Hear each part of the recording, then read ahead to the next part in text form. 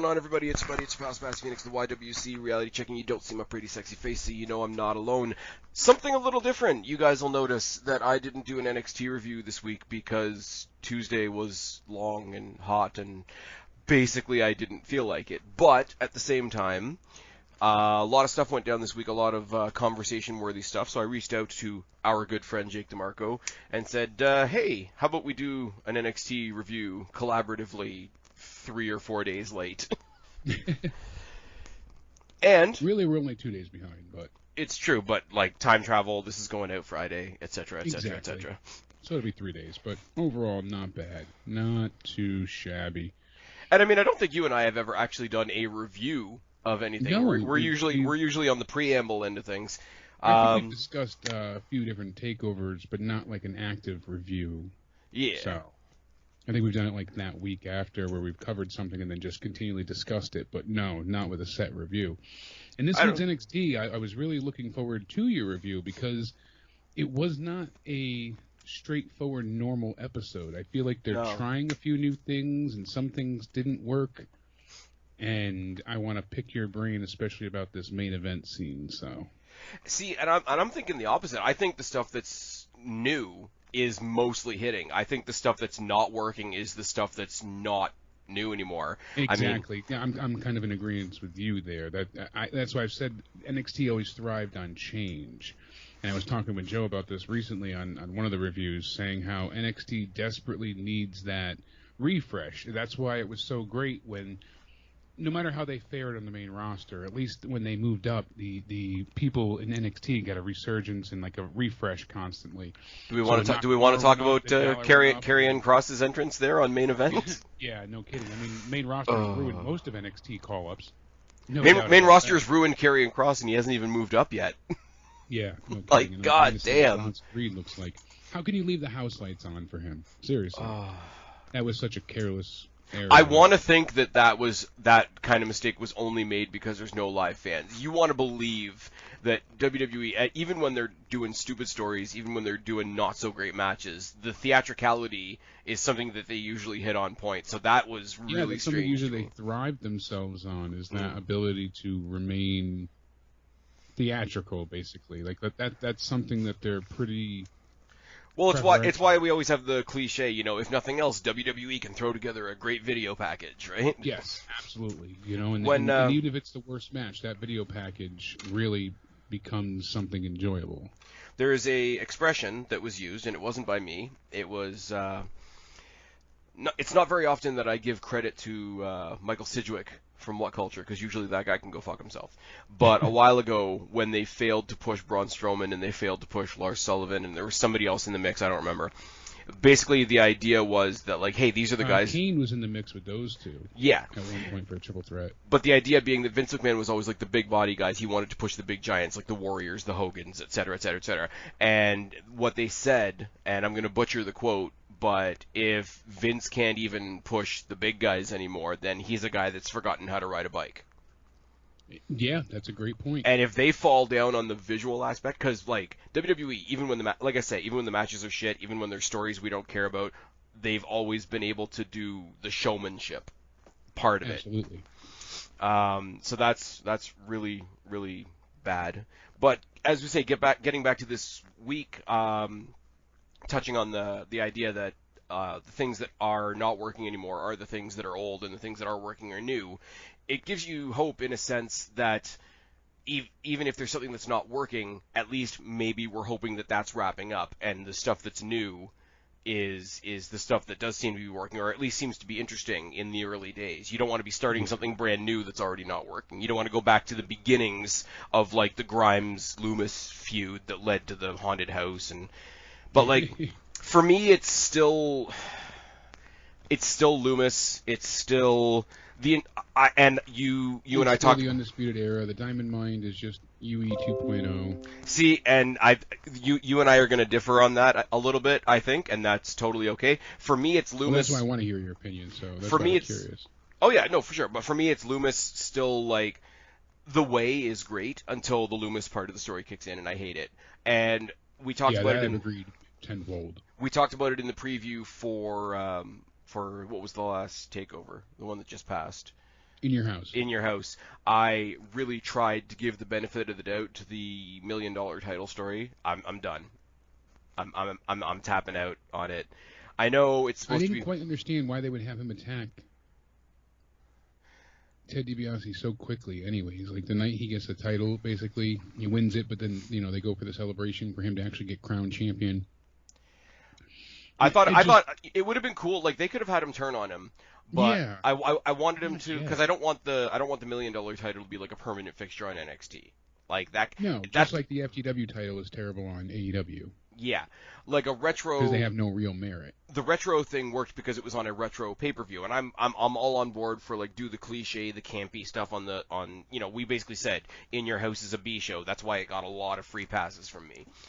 But I wanted him to come out on the following week and be like, you know what, I wanted to come out here to prove that I could win this, but it's not like I need it, and have him chuck it out of the ring and have Ted DiBiase leave like all pissed off or something like that, and have that be the end. And then, if these two still want to kick the shit out of each other, then cool, go for it. But I've already heard why, though. It wasn't even just to include DiBiase. I guess the reason they did is something about them needing to use the title to renew it. Oh, to renew the copyright on it? Something like that. I don't know if it's direct copyright, but they wanted to sell replica titles of it again. So okay, but you would get that. They're renewing interest, and they're renewing the copyright. And but would you not get that renewal by having it fought over on the pay-per-view and discarded the next night in part of a story? Because even in discarding I think they wanted to keep it more as like treated preferentially and be like, oh wow, that belt's so amazing. So when they do sell the replica title, they can do what AEW did and charge $700 for a piece of good lord belt. How about you get more than 500,000 viewers on a show before you start charging people $600 for a belt? 700. Oh my god!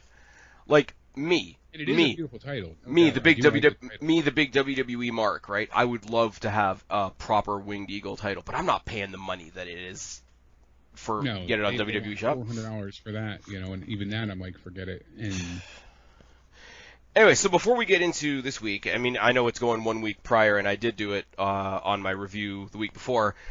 Quick thoughts on Joe and this whole new enforcer gimmick. Excuse me, yeah, I'm very excited that he's able to do something right now. It seems like he can't wrestle entirely. Maybe he's not cleared yet. That's kind of evidently obvious. So at least in the interim, he's able to be a physical threat. He's a great addition to the story. And I like what they're doing with not getting rid of William Regal anyhow. Exactly. That's what I was going to hit on, too. I love that it was a happy medium between, you've got a new element to the Authority in NXT, but you didn't just, swap out one for one. Yes, there was no replacement, thankfully. Yeah. Because I didn't want Regal to go anywhere. Regal, if he wants to actually leave, that's one thing. But I hope they're not forcing him out, and that was never when he came out and cut that promo and he was legit crying, I was like, oh fuck, we're gonna get. Oh, I was so choked up at that point too because I have such respect for him. Oh yeah, for sure. Unreal. When we talk about who's the driving force behind NXT, a lot of people talk about Triple H obviously, and to a lesser extent Shawn Michaels is involved now and a couple of other people, but William Regal gets lost in the conversation because we talk about him as his on-screen character. Yeah. But no, it kind of bummed me out for a second, and I said it on the review last week because it was one of the few good things that I could review last week. For a split second, I was like, I hope something's not actually wrong. I didn't want a Roman Reigns, hey, you guys know me as Roman, but my name is Joe situation. I didn't want him to be like, oh, I'm leaving WWE because I have to go deal with a physical, medical, whatever, a family tragedy, or I didn't want him to be leaving for real. Because William Regal, as much as people poo-poo the idea of the authority figure gimmick and whatever, think whatever you think about the NXT show, whatever you picture the personality of that show being, William Regal is so much a part of that. He really is. He adds everything to that, honestly. Yeah, and he's never in a rivalry with anybody. He's like the Teddy Long character, right? He's not afraid to piss off the babyface. He's not afraid to piss off the heels. he he's going to smack the kids around when they need it, pretty much. Yeah, exactly. So, and I like the fact that he can get down and dirty. We love the War Games meme, but coming from him is what makes it epic. Of course, yeah. War Games. And I love and I love the way that they've sort of made it that like Joe is his dog on a chain without it coming off as demeaning to Joe. Exactly. So I think they've struck the Absolutely. perfect. And he is having those stare downs. Respected and well earned. He is having those stare downs with people. Specifically, he's had 2 stare downs with Pete Dunne now, and Pete Dunne's trying to stir up something because like almost every day on Twitter he's like, "Hey, Mr. Regal, check your boy, check his attitude," type thing. Yep. And then we've got that. You've got, you got the Cross thing. Adam Cole, Karen Cross. There's so many angles to this that it is interesting again. There's so many good matches for him if he's able to wrestle. But they're bringing in a new lifeblood as well with a lot of this new talent, and they're allowing a lot of that talent to start invading the main event scene. I feel like, we saw MSK and Bronson Reed be the main event at one point. I don't think that match should have been, but still they were. And then in other instances, we've also, we saw Kyle O'Reilly have an amazing match with Kushida. That was great. And Kyle, even though he was in UE, he was one of the ones that really didn't get a lot of focus. I felt like he was kind of he was of the guys that had like all the titles. He was the tag team guy. Yes.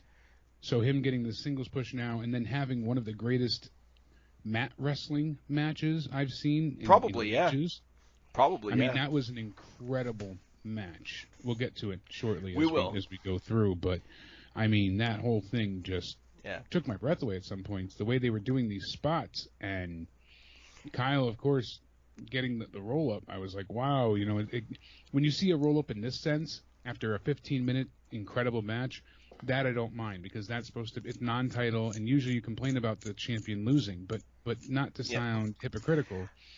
I don't think it does though in this case because like Kyle O'Reilly, even though he's not, even though he could very well go for the cruiserweight title, and even though he's never been the NXT champion, he's very much from that picture now. But I do love, and you and I have talked the cruiserweight division to death. It is once again proving that if you're cruiserweight champion, you don't just get handcuffed to the cruiserweight division. You can prove yourself against whatever, like bigger guys and whatnot. Yeah, not necessarily bigger guys, but just like there's other guys on the in NXT that are definitely cruiserweight by definition, but are not, like Johnny Gargano is a former NXT champion, but he could probably fight for the Cruiserweight Championship, but still, Kushida facing Gargano is not a Cruiserweight title. It doesn't exist in that same bubble. Like, Cruiserweight almost doesn't have anything to do with the weight in NXT. I mean, you've got your big guys, like your Crosses, and in the past, your Keith Lees and your Karrion Crosses and whatever. There's a lot of smaller, faster, more agile guys that are not, like, I mean, he's not doing anything right now, but Bobby Fish. I'd love to see Bobby Fish mix it up in the Cruiserweight division and just stay away from all the other Undisputed Era stuff, because that seems to be recycling itself a little bit. But I love it. And it's the same as, even though it was a comical squash, when Santos Escobar stepped up to Karrion Kross and they had that street fight. Yeah, but that was just pretty epic, the way they did it and the way they pulled it off. Oh, yeah. He was fed to Kross, but it was still the Cruiserweight champion. It was done in a good way. But like I go to when the cruiserweights were on Raw, and they were seen as such a separate part of the show. They had different color ropes for that segment. Ropes, lighting, and I know they thought that was music, pyro, all of it. The new ring, the ring canvas with the cruiserweight logo on it and everything, and they thought they were doing a good thing by separating them out like that. I don't think they necessarily are. Like, highlight that they bring something different to the table, but don't see. I feel the same way about race relations as I do about the cruiserweights. Oh, no. I hate when they point out people's differences. I like it when, you turn a blind eye in the sense where everybody's equal, and everybody's, that a true equality. That's how I was raised. Yep. We were taught that everybody's the same, no one is different, everyone is equal. And now our children are being taught the exact opposite. They're being taught, we have to focus on everybody's differences and accept everyone's differences. And some of us have to apologize for everything by focusing on those differences. And I agree entirely. That's what they did wrong with the Cruiserweight division, because they made 205 Live feel beneath everyone else. Oh, you're a cruiserweight? Well, you're beneath the actual roster. You're too tiny. See, I know what they were trying to do with 205 Live. It didn't succeed. And this is why whenever everybody says, well, why don't you do like an all-women's show? I'm like, it's not going to work. Nobody's going to watch it. See, but 205 Live wasn't as much of a problem as when they did try to put the cruiserweights on Raw, because it was more exaggerated. Like, they took the time during the commercial break to put different ropes up, to put almost erect a different ring on a superficial level, to be like, these guys are different. This is this thing that exists in a bubble. And there's been a couple of different times over the course of NXT having that belt, other than making it not look like a fruit roll-up, which was the first step, where they've acknowledged that the cruiserweight division is a thing, but it's not a handcuffing thing. I wish I could come up with a better phrase than that, but... And I'll tell you right now, the fans never took the cruiserweight division serious. The only time they popped is when people did those crazy flips. Yep. And the only time that people started to take it serious and give them mic time and believe the promos is when Enzo got involved. Don't go praising Enzo. He's innocent, but he was accused of some really bad things. Oh, I know, right? Flip, rip, stick, and boom. All right, so I've never really done a review with somebody, so this is going to be fun. I'm actually thinking I'm going to throw this to you on the fly. This might be my new thing. If I'm not able to do an NXT review, I might rope you in a couple of days later. But we should sort of try to tie it to what actually went down on the show. We went into tonight's show because I'm not going to preview too much of the Great American Bash, because you and I are going to be doing a proper preview for that next week. But we came in tonight because we are getting Cole versus O'Reilly 2 at Great American Bash, which I don't mind. I don't mind, but I'm not exactly excited for it. I'm okay with it, and here we go once again. This is me giving them excuses. I don't mind them doing it on an elevated episode of NXT. I would be frustrated if they threw it on another takeover. I'd be more frustrated. I'm still slightly frustrated, though, because I feel like it's a cop-out. Like, oh, we know the fans like the other matches, and we know these two work well together with the chemistry, so... But I think they're doing something that's kind of cool and will kind of work, because they're doing a reverse escalation on it. Because these guys fought, like, they broke up and they scuffled and they brawled and whatever, and immediately it jumped into, like, a super crazy no DQ brawl, and now they're pulling it back to, okay, which one of us is better, and putting it in a regular wrestling match. And that doesn't come off successfully too often, so I am interested in it in that point of view. But coming into tonight, William Regal was so sick of them brawling the week before, right before Joe choked out Adam Cole, which was awesome. And they basically said, and if they could frame it that way, too, where it's Kyle and Adam saying, well, I'm just a better wrestler than you. Yeah. Anybody could beat anybody with a DDT to the wood, but I'm the better wrestler. I would like to see them focus on that. Yeah, and I think it's because they need to play up the idea that because both of these guys want to rip each other apart, they both have to reserve themselves to keep it as an actual match. I think that's an interesting story to tell. I think it's sort of a complex story to tell, and I don't know how well it's going to come off. But we'll see. But the story coming in this past week was they each got, they needed to get some stuff out of their system. So Regal said, hey, come in next week. You each get to choose your own opponents. Kyle O'Reilly went on to challenge Kushida later on that night, which is what we're going to talk about in the main. Cole came out and said, nah, I don't really want to do that.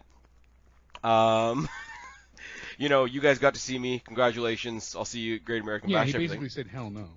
He basically said hell no. He basically said, no, I'm not going to do that. Because I love that Joe choked him out and was like, when he wakes up, tell him Mr. Regal wants his decision. And then they just sold it as, like, Adam Cole will be in action next week. Mm-hmm. And Carmelo Hayes... kept saying that he was assaulted and attacked by Samoa Joe. Yeah.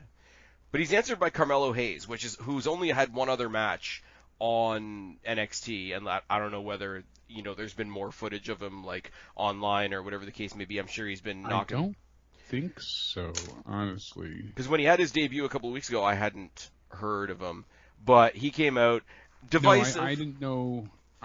Well, we had reported that he was coming, so I talked about it, but I didn't know of any of his matches or anything. So.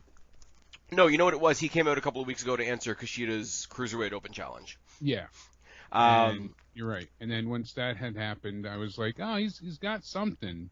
It certainly seems like he knows his way around the ring. He looked confident. Yeah. His mic skills weren't bad, but as I mentioned to you, talking to you the other day, I really didn't care for the Cena-esque ruthless aggression lines, and I thought that was the direct callback.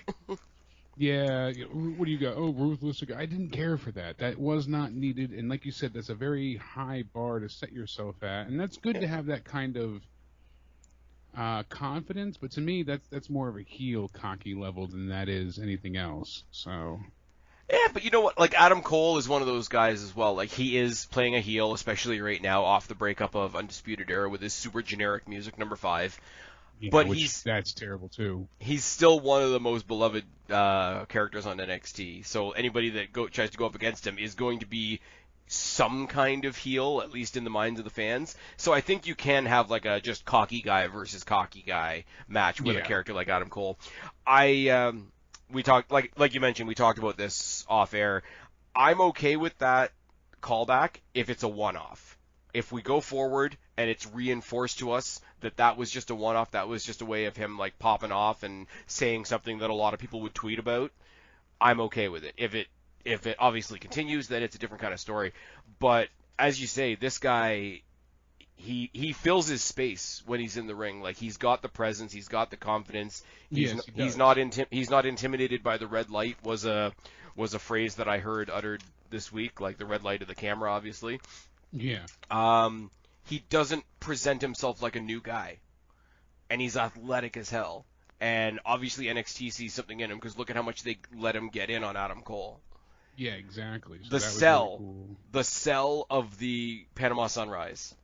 Oh, no doubt. Where he tent pegged himself into the floor. A star. Like, he literally, like you said, he pierced himself into that. Absolutely. Yeah. And then Adam Cole, where is it here? I have notes and I'm trying to find it. Hold on a second. I apologize, but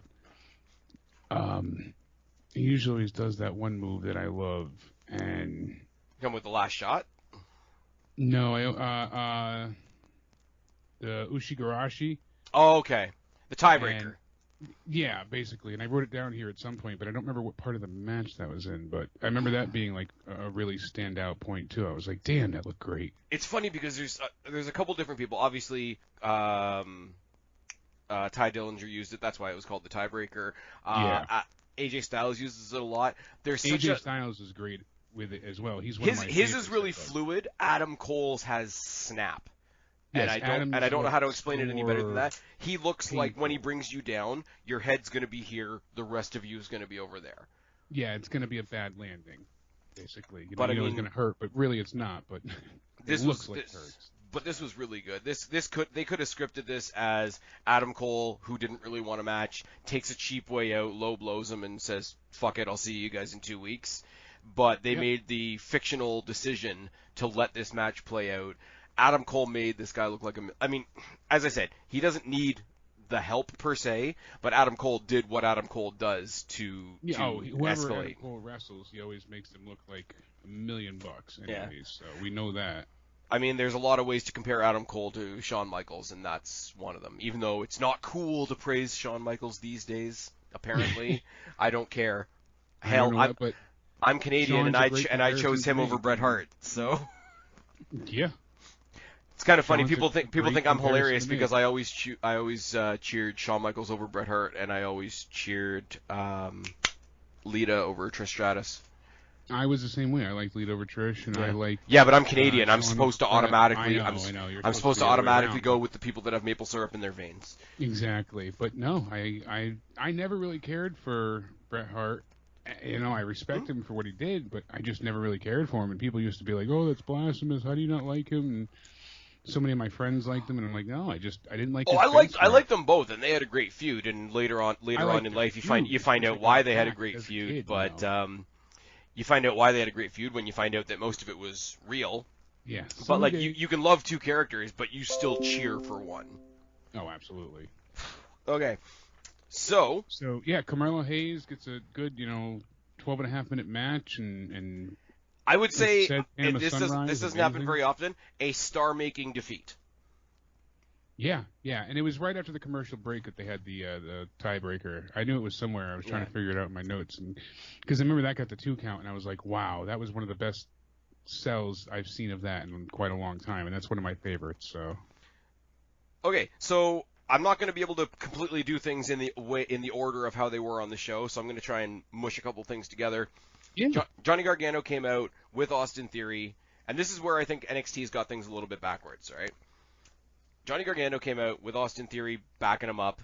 talking about how he didn't lose the Fatal 5-Way and he should be we've got a new authority in place and what we need now is a new champion, basically talking shit to William Regal.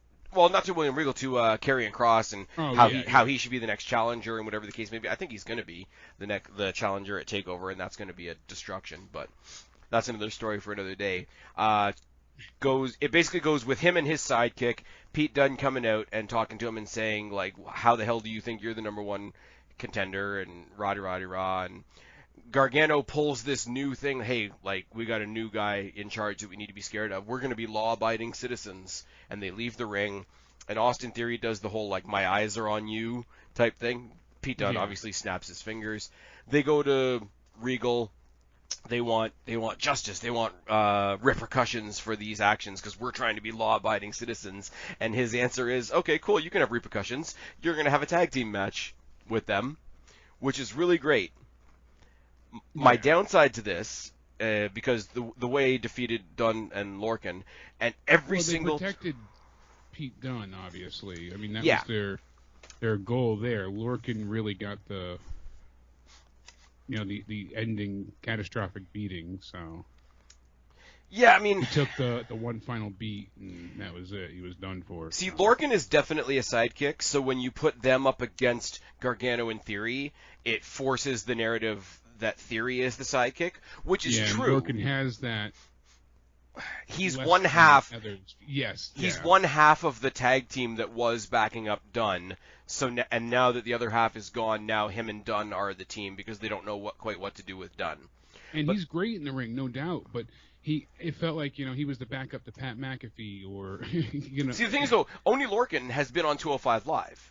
Yeah, oh, no doubt, and he was like I said, he's amazing in the ring. He's he would be something, talent, but no, but he would be something very different. He would be a very different type of challenger for Kushida.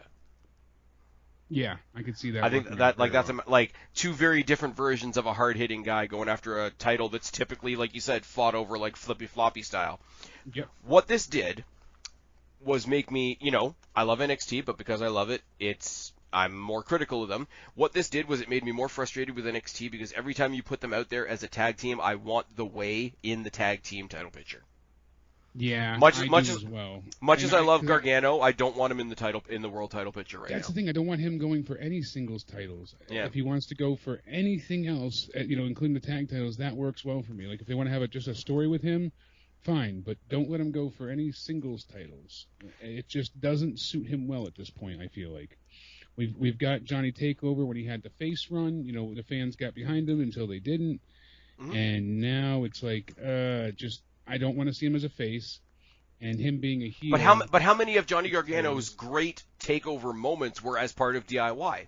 Exactly. That's what I was going to get to. You don't have he's one of the guys that proves the dexterity of it. You don't have to be a singles star to be a star.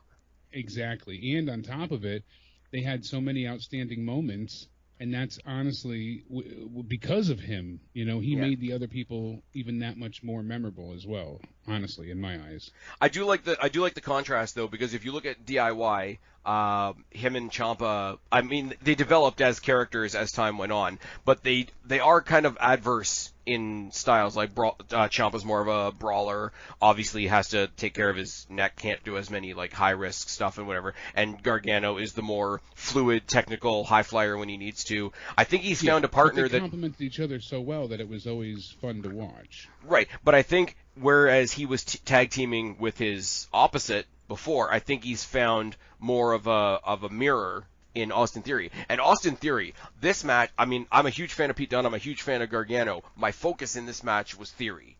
This match was a showcase for Austin Theory. Oh yeah, absolutely. That springboard Spanish fly thing that he's added to his repertoire is insane.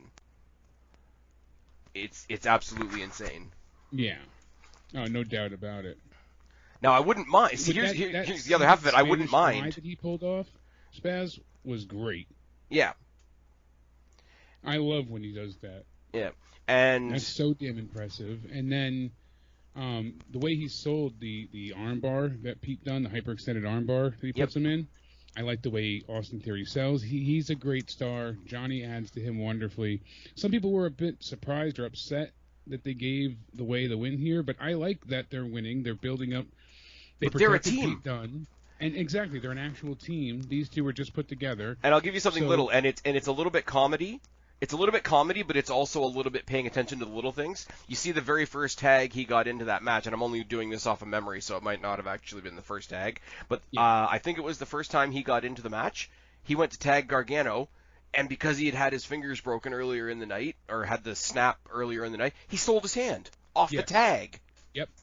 Like, that's comedy. Hand, and he was like, and then he sells the pain of the hand. Like, it's the little things that make a match work, and it's comedy, and it's really hard to do both. Yeah, absolutely. Anyways, great match, great showcase for them, great showcase for why they should be. These guys, okay, we're going to get it. We previewed it last year. We wanted it to be the final last year. It wasn't the final last year. It should have been the final last year. MSK versus The Way is going to happen at some point. It has to. It has to. I'm thinking, like, probably the SummerSlam-esque show that they're going to have. The one that's actually on the Sunday because SummerSlam's on a Saturday? Yep. If they're doing that in front of fans and whatnot, I think they could do it there, and that would make sense. And they have time to build towards it as well. Hey, I mean, if they want to stay at Allegiant Stadium and have a takeover with 72,000 people. You know what? I bet you people would enjoy that so much more than SummerSlam. Honest to God. You know what, man? We've been without live wrestling shows for so long. They, whether they realize it or not, they could probably sell that out. Oh, I really believe they could. I don't think they're there just yet as far as putting that much faith in NXT, but I hope they do at some point. We all do. Anyways, keeping on the tag team front, not the tag team that I would have put together because I really want Shirai to team up with Saray at some point, but Shirai and Stark defeating the Robert Stone brand.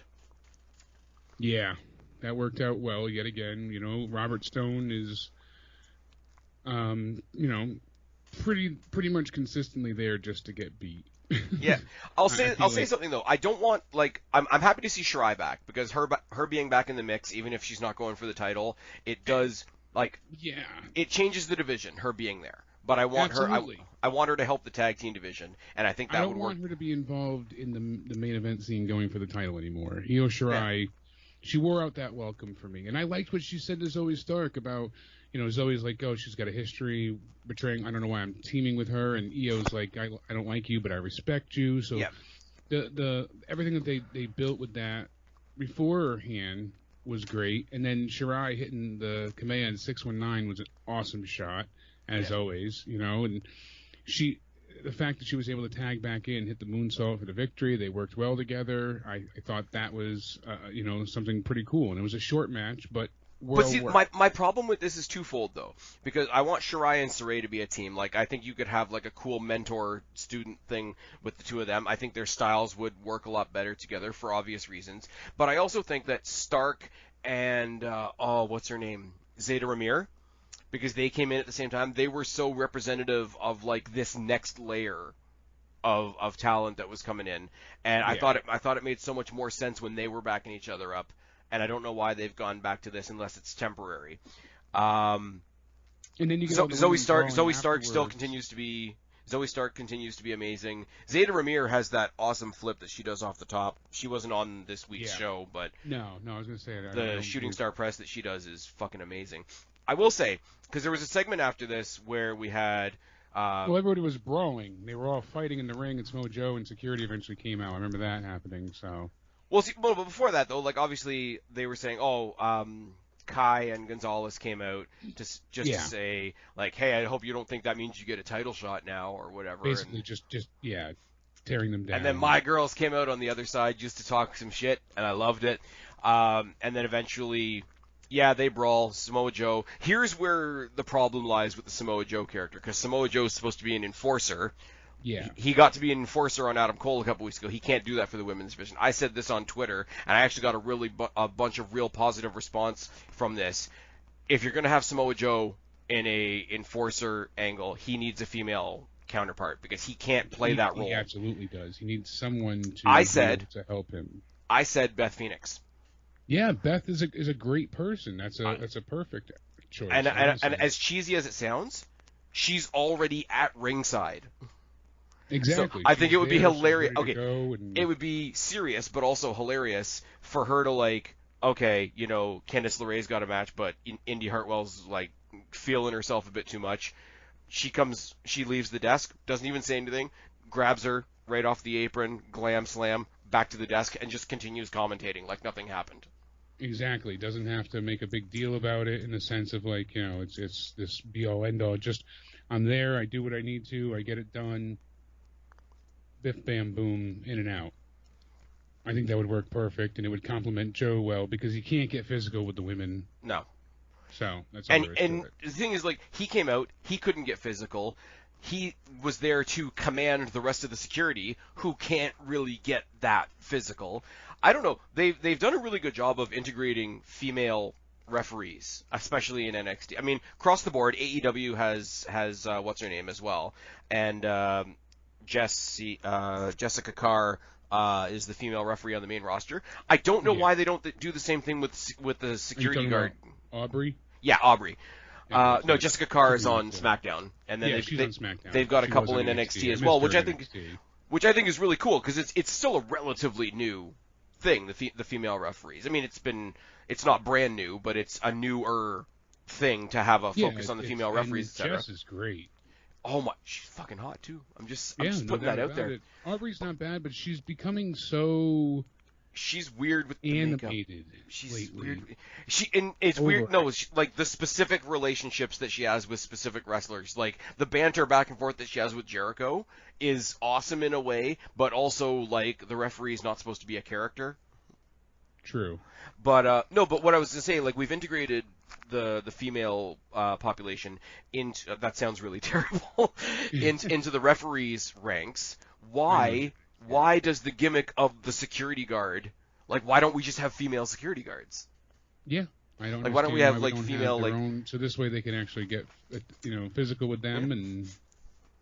Can you imagine if, because I know they're not wrestling right now, Jessamine Duke, Marina Shafir. Can you imagine if they were just brought in as like enforcement staff? Like the women are beating up the referees too much, so hey, we've got some enforcer referees on the outside. Pull the Mike Tyson thing, referee on the outside. Yeah, like that there's would so be much, absolutely perfect for them. so much you could do with that. So many ways. But here they limit themselves, and I don't know why they continue to not allow themselves to use what they already have. They don't need to hire people. They don't need to add new people. It's like they're already there. Just use them. Yep. Because all the security guards are trainees from the performance center. Yeah. Guess what? Your performance center has females too. I know. That's the great part, and I don't understand what they're doing. You can put a female in a black t-shirt and black pants. Because that's all security guards wear. That's all security guards need. Anyways, but I do want to. I want to have the obvious thing. They're going to have the triple threat match next week to see who goes on to Great American Bash to fight for the tag titles. But I want to give a quick shout out to the Robert Stone brand because we've talked a lot about how there's the main event scene, and then we have like this big girthy mid card of the women's division. Yeah. Thing is, you need the Robert Stone brand because for there to be a top and a middle, like the middle can only be defined as the middle if there's a bottom.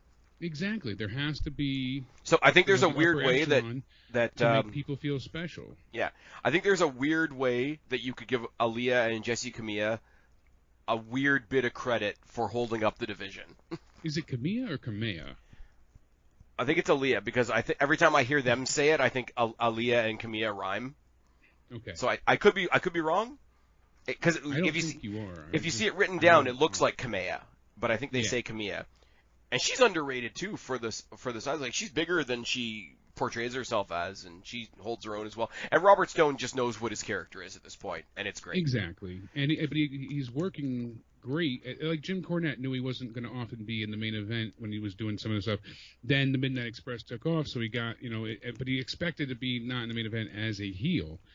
It just happened to work that way, as he later explained, but it wasn't something that he was trying for.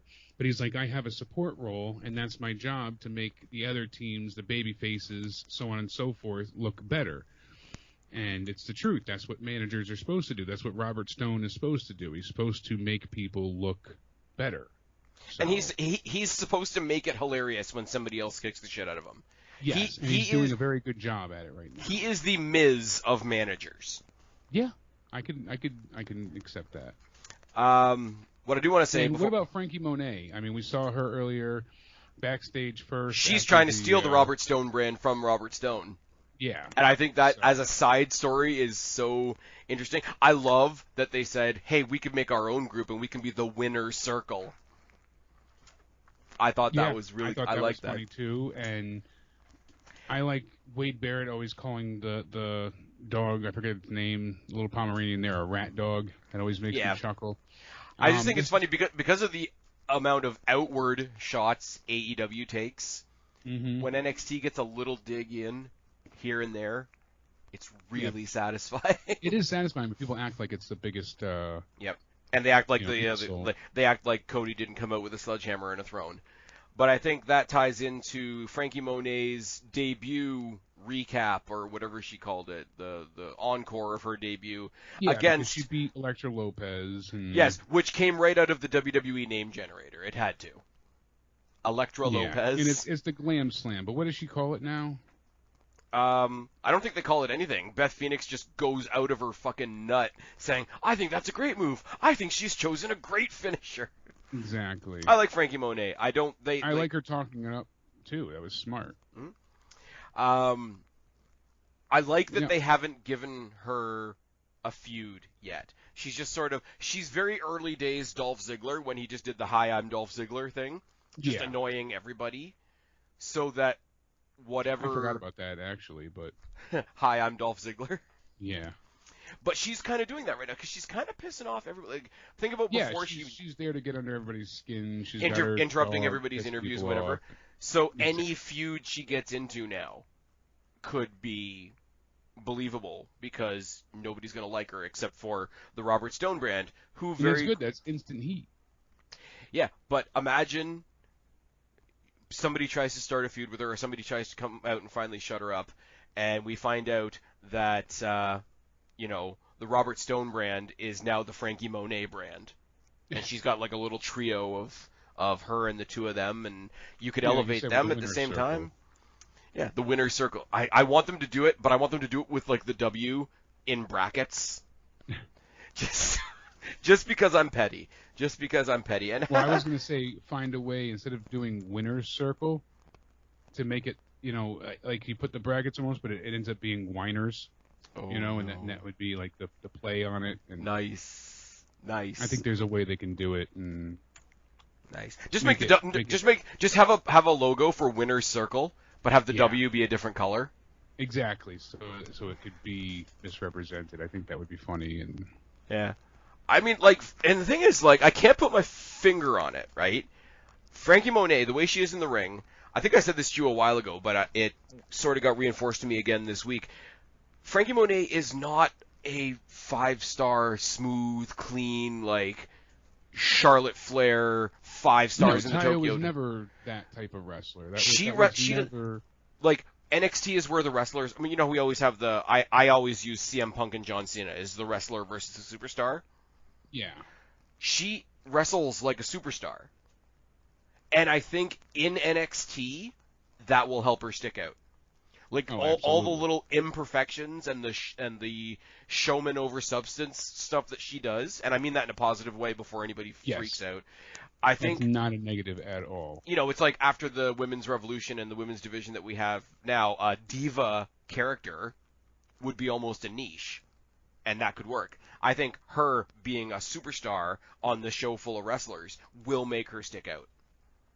Absolutely. Already she's got a pretty flamboyant and bubbly, effervescent, interesting personality that's unlike most of what we're seeing elsewhere.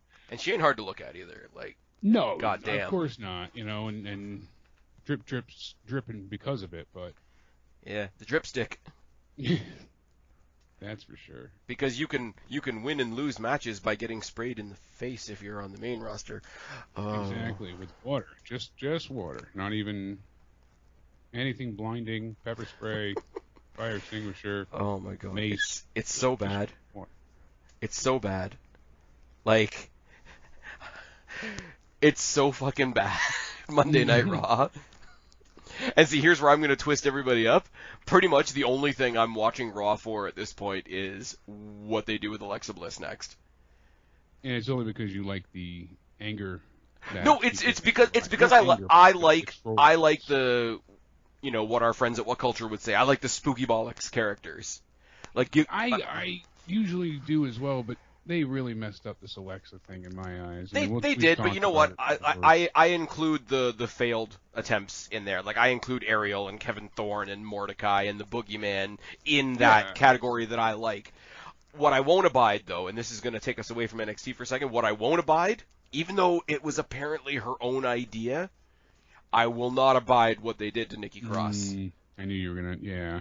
That was embarrassing. I feel bad saying that, because apparently it's her idea and it's a translation of something that she did when she was in the Indies. Like, if you follow her story on Instagram or whatever, but it's not the move, man. No, and that's why the can Karate see Man thing didn't work, and that's why a lot of these, you know, extra personalities don't. The Karate Man. Yeah. That was so okay, but that successfully strayed into so bad it's good territory. Well, on his own YouTube stuff, but not on Impact itself. They ruined it. On the pay-per-view? Yeah. When it was him versus himself in that little CGI thing. They screwed him for that, but point being is that, you know, there's so many times where a wrestler has this alter ego, and it just, in my eyes, often doesn't work, so they got to be careful. And see, the thing is, though, right, and where I will give it the benefit of the doubt, and this is not very much, but it is what it is, WWE, as much as their audience is like 85 years old, is meant to be family-friendly, is meant to be for kids. It's meant to be for everybody, but it's meant to include kids. So you have to imagine that there are people on the roster that want to fill that role. Like that. But think about content. You know, we mentioned the other day, think about things like Shrek or, you know, when you can have it aimed towards children, but you can include those innuendos and funny gags, and so that parents enjoy it too. And it's still wholesome for children, but it's enjoyable enough for everyone. How many of the jokes that the genie makes in the actual animated Aladdin that kids even get? And your point's totally valid, don't get me wrong. But I'm just saying, like, the only way I can give this any credit is there've got to be some wrestlers on the roster that know what WWE is and know that part of it caters to kids. Braun was very in that. And have decided that, okay, if we're going to cater to kids, I'm going to dive 100% into that. And that's what I see with this. The top pick at this point for cameos, but only in character. They don't want to hear from Alexa Bliss. They want to hear from Lily's version of Alexa. I'm still hearing that at SummerSlam we're going to get some incarnation of her actually wrestling the doll. No, it's going to be what I've heard, not substantiated by anything. Jax and Baszler versus Alexa Bliss and an actual, like, human incarnate of Lily. Of Lily, yeah. I've heard that as well. That's a decision. That's why they put her on timeout. And, yeah, we'll see. Okay, so you want to talk about goofy shit that actually works? What's that? Everrise. Everrise does work for me, but I'm not crazy about Hit Row. So far, there's something about it. There's been times where I have enjoyed their promos and things have been funny. But it's a branch off of Swerve's heel turn, and I'm really enjoying Swerve's heel turn. So the fact that even if I don't, that works for me. Yeah, how can I say this? Even if the backup that he has doesn't work for me, the fact that he has backup works for me. Does that make sense? Mm-hmm. But I like him as a character. There's something about the group as a whole that does work. Not, oh my god, I love it, but you know, you get a first glance at something and you just have that, okay, there's something there. There's something there. They haven't quite some way, shape, or form. They have enough charisma. They have enough pizzazz, jazz hands, whatever the hell you want to call it. Hey, no. Jazz is in Impact. and she they bald. have all rhyme and reason. Yeah, no kidding. She bald as fuck. And old. Damn. Made But me feel hey, old. she's still going though, so. No doubt. Doing excellent. But yeah, she was tag teaming with Jordan Grace for a while. Yeah. I would tag team Jordan Grace. Major ass. I was so impressed. I would tag team Jordan Grace, like not in a wrestling ring. Yeah. Anyways. Hell top. Carry on. Where was I? No, like it feels like they're excited about their gimmick and how they like their promos are great. Like their backstage promos, their pre-tapes and all that are great. So as a gimmick, I think they've come together well. I will say, and I have to sort of acknowledge this. This gimmick isn't designed for me. And I don't think it's designed for you. There is someone that likes it though. Yeah. But in that there is still like the abstract, like I don't like country, but I can recognize a good country song. You know, my brothers are used to play like really, really like heavy, like what do you call it, like I don't even know what it's called, but like rage rock or whatever. And it's like it's not my thing, but I can tell they're good. There's something in Hit Row. There's something there. The big dude. I mean, we had seen Swerve. We had seen Ashanti the Adonis before the heel turn, so we knew what they can do.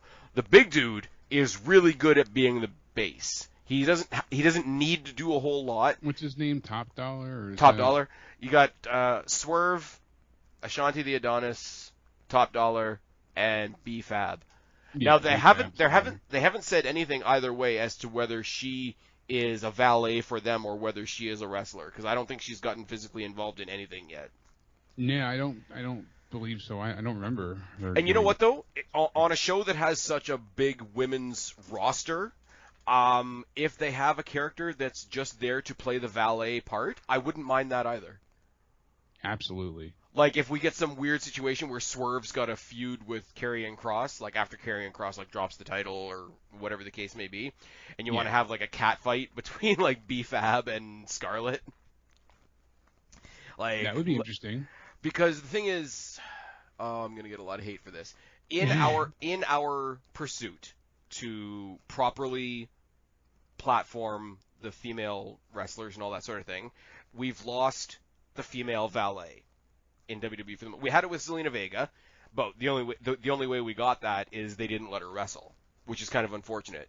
So if she is a wrestler, I don't want them to hold her. She could only wrestle once she was taken away from Andrade, and then it made no sense as to why they had to be split. You know, it's like, why can't you be a wrestler and also go ahead and, you know, do these things? I don't quite understand what the issue was, but Vince has this weird frame of mind that managers can't fight too. They, you know, it's one or the other. So. Which is unfortunate though, because I know it's a show that nobody saw, but worlds collide. Not the worlds collide between the two NXTs, but you know when we had like all 5 of the rosters together, it was all like from like the footage from Fan Expo, like around one of the WrestleManias, and they just turned it into shows later on. It was all pre-taped nonsense.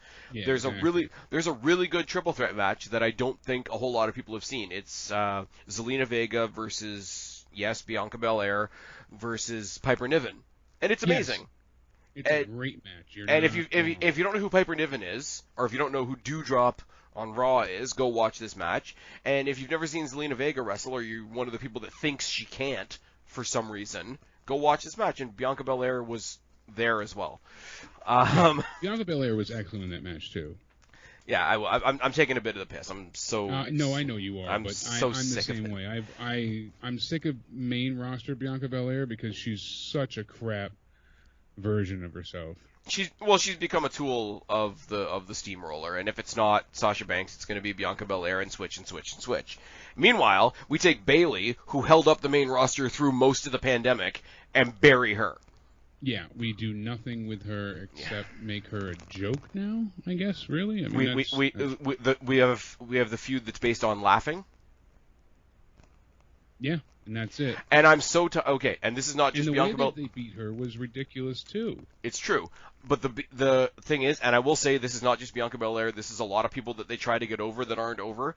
I'm so tired of the promo. I worked so hard to get here. It's like everybody worked hard to get here. From the age of 9 years old. No, the dream stuff is fine. I know most people don't like it. It's so cliche at this point to me. Like everybody's done it, so it's just. I don't mind that. The whole idea of, hey, I watched this when I was a kid. It was what I wanted to be, and now I'm it. I know people are sick of that. Personally, I don't mind that. What I mind is, you know what? You don't know how hard I've worked to get here. You don't know all the sacrifices that I've made. And it's like everybody has worked hard to get here. Everybody has made sacrifices to get here. Fuck the fuck off, by the way. Because it's the little, like, side-eyed implication of, like, privilege and all that kind of shit. And I'm like, come on, man. Like, okay. White privilege and all that nonsense. You know what? I'm the only one that had to do any work to get here. Fuck off. I'm sorry. I hate to break it to the SJWs out there. I'm gonna go off on one now. Charlotte Flair. Yes, she's got a famous dad. Yes, her dad opened up a couple doors with her. But you know what? Those doors would have been slammed in her face if she walked in there 500 pounds looking like a couch and not able to move. Exactly. You can't do what Charlotte Flair does. Yeah, the stuff that Charlotte Flair does in the ring, her dad didn't give that. Like, he didn't literally give it to her. Like, obviously, grow up with. There's genetics there, and there's genetics there, and there's training there, and there's experience there, and there's growing up in that atmosphere there. But her dad didn't go in and wrestle for her. Like, fuck off. Yeah. And I always want to say that he was a hindrance to her. In a lot of ways, yeah, because you get the constant comparisons. Yeah. Now, I will say, over time, she's downplayed it a little bit, and she's integrated the parts of her dad's legacy that matter into who she is, and I don't think there's anything wrong with that.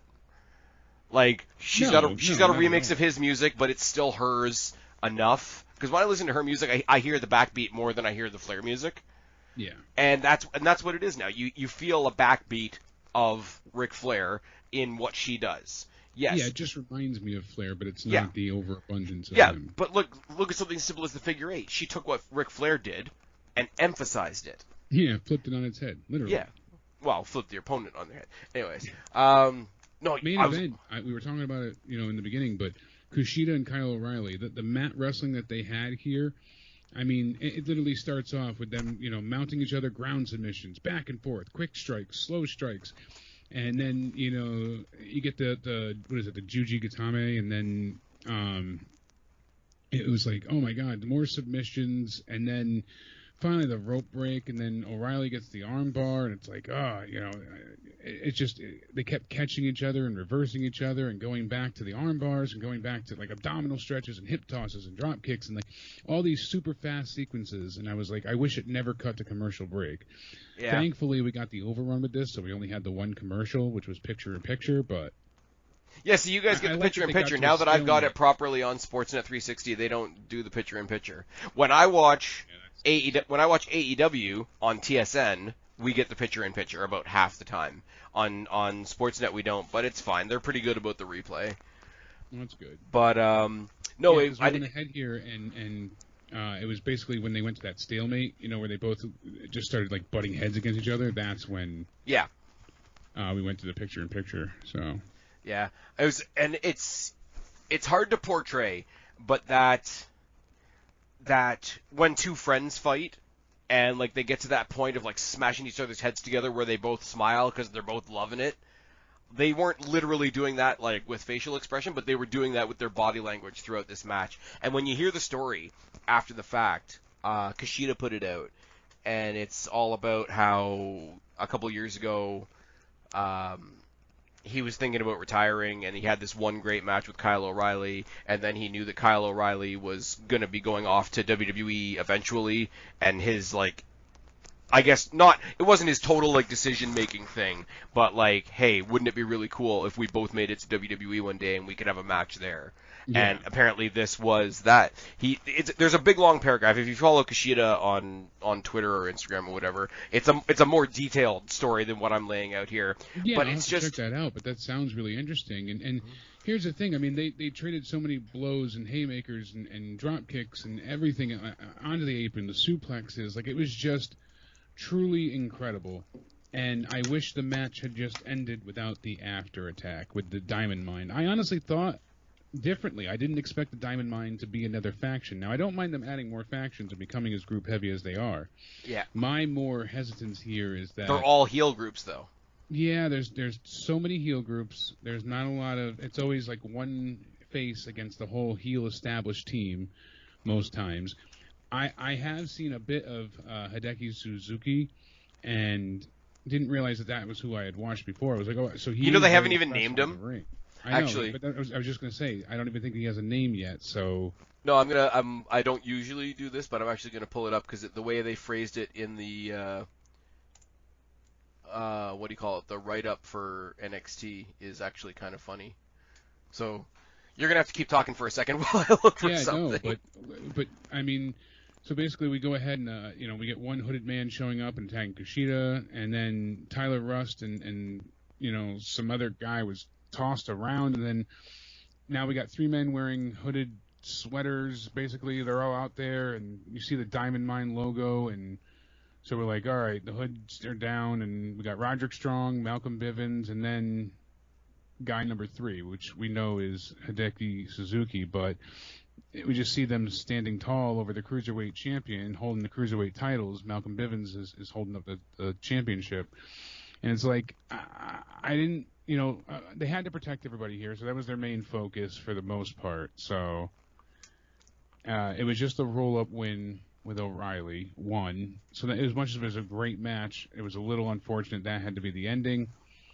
And again, I'm not crazy about the Diamond Mine. It is a bit intriguing, but this is another hit or miss scenario with them where they really could make something good here. But Roderick Strong, again, he needs to be in a group to be effective, it seems like, or at least they have that mindset with him. I would think the same thing, and I think you're right to a certain extent. I told you the rumor I heard earlier in the week was that this whole faction, and the reason it was done during this match, is that this faction attacking Kushida is meant to be the first part of NXT putting a huge focus on the Cruiserweight division. So right now, you've got Kushida, who's the Cruiserweight champion, who just keeps having open challenge matches. It was kind of what's her name in AEW that just lost the women's title? Shida? Yeah.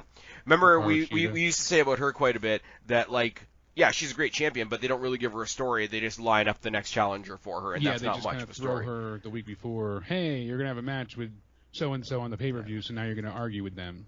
And I think the what they're trying to get away from here is Kushida is just going to have a bunch of great matches, and eventually he's going to lose the championship to somebody else, and then they're going to go have a bunch of great matches. Now you get this Kushida versus a faction story, and if it means ultimately we're going to get a feud between Kushida and Roderick Strong, that's not going to be any kind of bad thing. But no, certainly not. But it seems like Bivens is going to be the one to have this feud, really, because he's going to be the mouthpiece. He's going to be the Bischoff. He's going to be the Bischoff for the group, and if the other two are going to... I think so, because he was the one that kind of held up the title, and I was like, oh, I hope he's not going to be... he was just kind of... I think that was meant to be in a similar vein to how Heyman holds the belt for Brock or for Roman. That's how I originally took it, but then people, reviewing it and talking about it, they just took it the other way, and it just got that seed stuck in my head. I don't think does he wrestle? I don't think so. And see, this is where my lack of outside knowledge is going to come back and bite me in the ass. He might be a wrestler, I don't know. I know apparently he was a manager very similar to this, to a group very similar to this in Evolve, and I only know that from listening to the What Culture podcast. So if this is his new version of an idea that already worked somewhere else, then it already fits him like a shoe.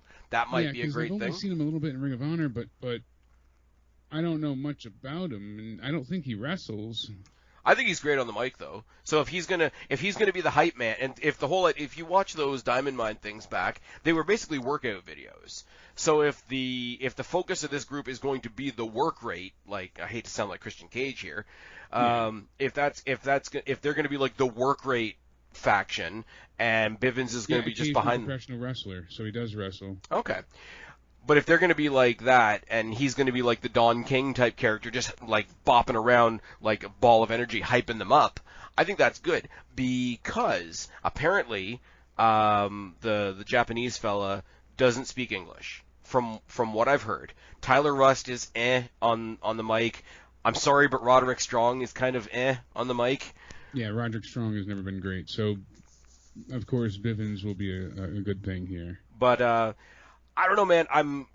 if it was just, if they came he does out... wrestle occasionally, so people were right about that. Okay. So I don't think he'll be the one going for the title, like you said. But if they just put that seed in my head, and I was like, I couldn't help but feel like, maybe that's something they might go for, but... Okay. See, and I think the rumors about the Cruiserweight division in general are what are giving me a lot of hope for this. If it was just one more faction that came out and they wanted to attack another main eventer, like if they came out and attacked Kyle O'Reilly, I would think one of two things. Okay, Kyle O'Reilly's kind of a main eventer. They're trying to make a name for themselves. They took down who they could. Or take out a big name in the ring. Or it's a long-standing extension of the Undisputed Era thing, so he's just got his new Undisputed Era. But because the focus of it was on the Cruiserweight division, and you couple that with the rumors that I've heard about them trying to boost the Cruiserweight division, because they've recently did it, this is what we talked about offline, but they've recently put a brand new effort into trying to have a tag team division again. And for the most part, that's working. They haven't put the way where they're supposed to be just yet, but in general, mostly by bringing in MSK, they've tried to have a tag team division again. If they're putting another effort like that together for the Cruiserweight division, it's going to add to the diversity of the whole show. Yeah, absolutely. Now here's what threw me off, because there were a lot of rumors about what the Diamond Mine was. A lot of them were floating around Tessa Blanchard, etc. I wouldn't have predicted anything about Roderick Strong, because I thought the flashing battery logos were for Roderick Strong.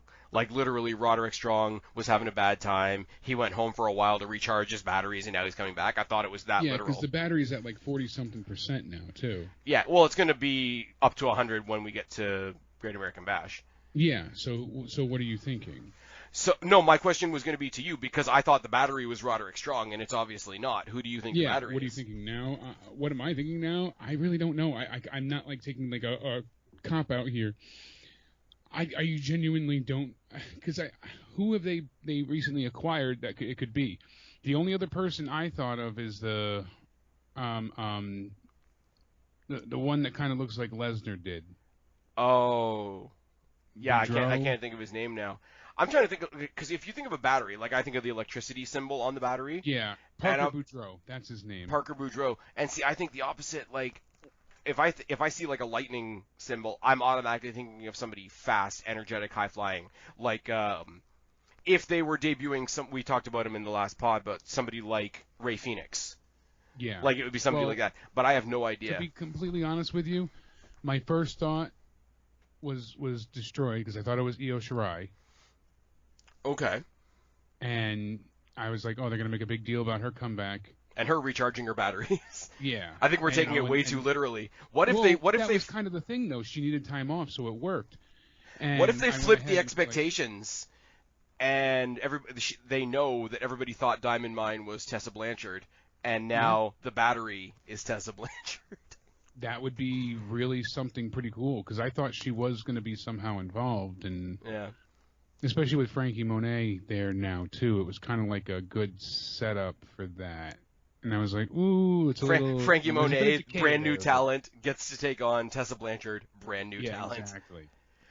Anyways, I mean, they did a whole lot. I mean, they've also implied that Santos Escobar and Swerve Scott are both targeting Bronson Reed, so that's something to look forward to. So he's not trapped in the Thunderdome just yet.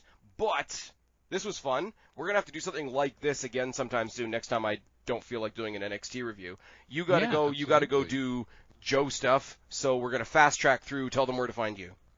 They can find me on Twitter at Countdown Ended, or after any of the live wrestling shows, AEW and WWE pay-per-views, TV shows. We go live after those on the Joe Cronin Show. And you can catch me here on the Spaz Phoenix channel. Make sure you subscribe down below. Comment. Let us know what you thought of NXT. What was your favorite moment? What did you not like? What works the best right now? You know, I really feel like you're making some great points in the fact that, hey, look, this makes a difference when they're adding new talent as things feel fresh. What's the problem with Raw? What's Raw's biggest downfall? That it's Everything Raw. is rinse and repeat. We wish it was Raw. The fact is that it's overcooked. We've had this meal before, and it's badly burned. No, it's hardly spent any time in the oven. It was written 5 minutes ahead of time, so it's literally raw. By a writer that doesn't even know the name of the champion. I think his name's why? When we have to end the podcast, why would you bring that up? We'll tease that for next week. Anyways, and you guys know where to find me or you wouldn't be here. Thank you very much, Jake. I've been Spaz. He's been Jake. We have been your NXT reality check. Subscribe up there. Talk down there. Start a conversation. Keep all these conversations going. Don't be a stranger. I will talk to each and every last one of you right now. But me and this sexy bitch right now are out of here. Bye, guys.